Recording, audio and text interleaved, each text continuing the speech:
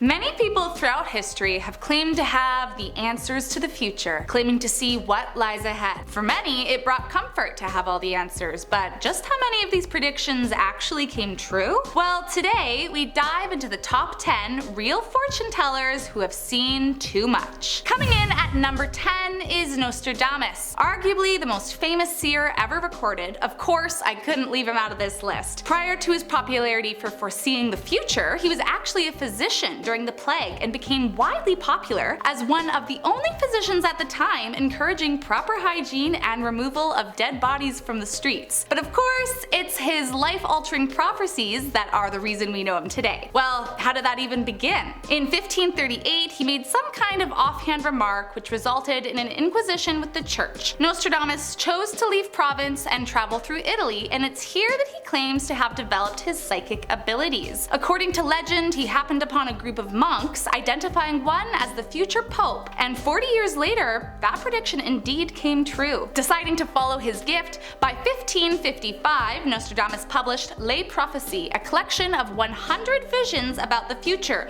which he planned to be the first of 10 editions. Credited with predicting events such as the French Revolution, the atomic bombs of Hiroshima and Nagasaki, both world wars, and even the death of Princess Diana, his famous prophecies have stretched far outside his lifetime and definitely can make anyone wonder if he really did see the future. Next up at number 9 is Robert Dixon. Dating back to the 15th century Cheshire, not much is known of this prophet personally, but according to an 18th century leaflet, he's credited as the source for many foreseen events, including Napoleon's exile to St. Helena. Most notably, however, was his prediction of his own death. Due to his rising fame from his visions, he was summoned to the court of King Richard III. Nixon refused, as he stated that he would have starved to death. Well, the king assured him this would not be the case and ordered he be given all the food he wanted and be kept in the kitchen. However, Nixon was caught constantly picking at the food, so the staff started to become really annoyed and locked him in the cupboard when the king was away. However, the guard that locked him away was called on an urgent mission, and Nixon,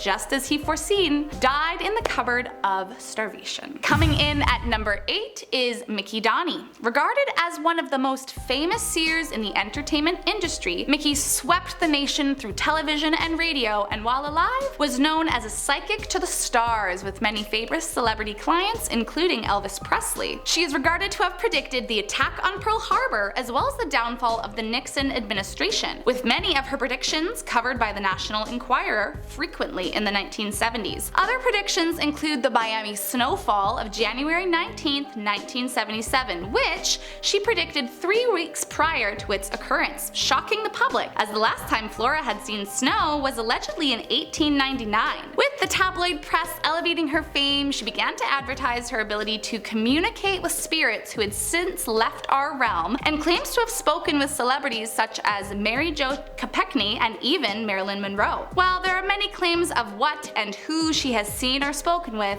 not much hard evidence can be found to support the claims. Next up at number 7 is the American astrologer Jeane Dixon. One of the most well-known psychics of the 20th century, Dixon wrote 7 books, including an autobiography, and predicted many historical events. Though she claims to not have been that interested in political affairs, she repeatedly predicted major political events, including the demise of President John F. Kennedy, stating in an issue of Parade magazine that the election would be dominated by Labor and won by a Democrat, who would then be assassinated or die while in office. Further, in 1945, Dixon was introduced to Prime Minister Winston Churchill and is reported saying it is best not to have an early election, otherwise you'll be defeated. But temporary defeat does not matter. After a few years, the British power will be in your hands once again. A prediction we saw play out when Churchill lost the election of 1945, but 6 years later returned as Prime Minister. Next up at number 6, we have Irene Hughes. Originally from Tennessee, Hughes says she became aware of her abilities at the age of 4, when a fairy took her up into her attic. She says that she followed the fairy up, and there was a man standing there who she immediately recognized to be a spirit, and that was the moment she knew her calling. In 1945,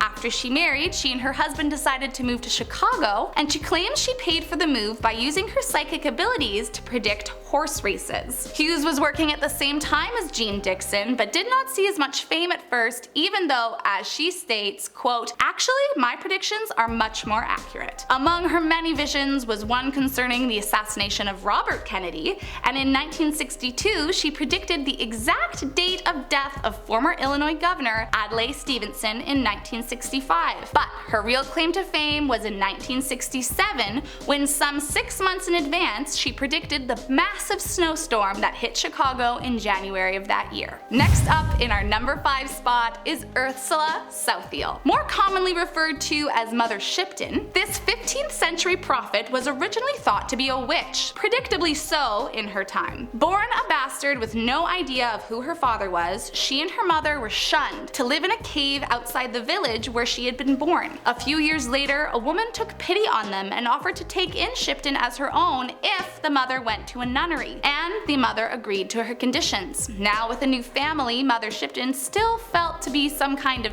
devil woman, and once she began to have visions of the future, well, it did not help her case. But believing she had a gift, she continued to share what she saw and slowly gained followers and believers alike. Mother Shipton is known to have foreseen the death of Mary Queen of Scots, claiming, quote, "A widowed queen in England shall be headless seen." But her real claims to fame are the prophecies of the Great Fire of London in 1666 and the Spanish Armada. She died in 1561, but luckily her legacy continues as her prophecies were published 80 years later, providing the world with her visions long after she was gone. Coming in at number 4 is Daniel Dunglas Home. Born in the 18th century Scotland from a family of mediums and seers, by the age of just 1, he was sent off to live with his aunt and uncle, who decided to move to America, bringing home with them. By his teens, he'd already begun to exhibit poltergeist activity such as suspicious knockings or moving furniture, and the aunt was so frightened she threw him out. Now on his own, he decided to host his own seance, and it was received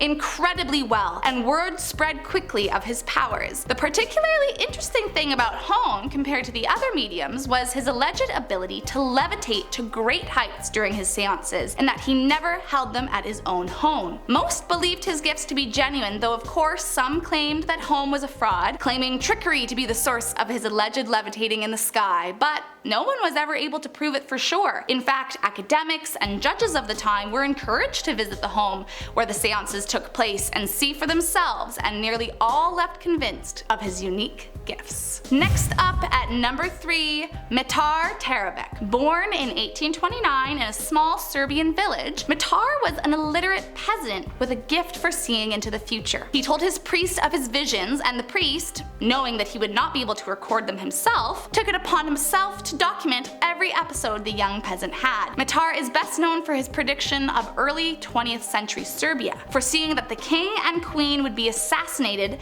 and that the Karađorđevics would come to power, and by 1903 that vision had become a reality. Not only that, but he had visions of beginnings of World War I, including the war between Austro-Hungarian Empire and Serbia, and later the involvement of Germany. He predicted the ending of the Austro-Hungarian Empire and later the Russian involvement and stance in World War II. But most peculiarly, it seems as though he may have foreseen the smartphone. Quote, "Men will build a box, and within it will be some kind of gadget with images, but they will not be able to communicate with me, already dead, even though this image gadget will be as close to the other world as hairs on the human scalp are close to each other. With the help of this image gadget, man will be able to see everything that is happening all over the world." Coming in at number 2 is Edgar Cayce. Born in 1877, this psychic claims that his subconscious mind would actually leave his body and travel to the land of the spirits. It was there, in that world, where he would collect the knowledge of the future and bring it back to Earth to pass on to his clients. It was due to this trance-like method that he became known as the Sleeping Prophet. Cayce was quite respected in his time and had clients such as Woodrow Wilson, Thomas Edison, Nixon,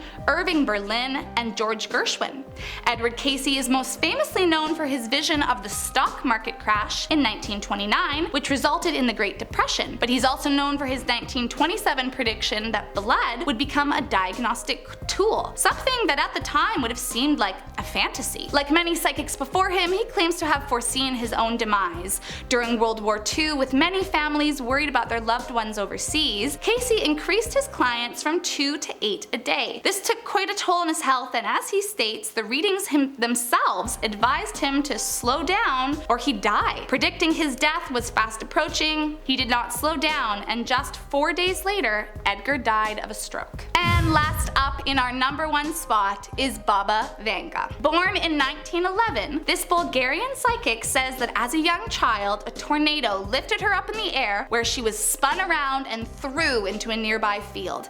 After a long search, she was found with her eyes covered in sand and dust, crying out in pain. Sadly, her family was very poor and only able to pay for a partial operation, which resulted in her gradually losing her sight and becoming completely blind as the years went on. This, however, as she would later claim, would be a turning point in her life. And who knows, maybe the start of her fortune-telling abilities? Vanga had many followers and believers while alive and predicted many famous political and environmental events of the 20th century. In 1969, she had a vision detailing the death of the controversial Prime Minister of India, Indira Gandhi, claiming that she would be killed wearing an orange dress surrounded by smoke and fire. A fate she met in 1984 when Gandhi died as seen by Vanga, shot by her bodyguards while in an orange dress. Vanga is also famous for predicting the breakup of the Soviet Union, Chernobyl, the date of Stalin's death, and that the 44th President of the United States would be an African American, and as we know, it was in fact Barack Obama. Finally, in 1990, she correctly predicted the date of her own death, allegedly pointing to August 11th, 1996 as the day she would shuffle off this mortal coil, which turned out to be completely true. As always, thanks for watching, guys. I hope you enjoyed this video. I'm Kennedy Lettingham, and don't forget to hit the subscribe button.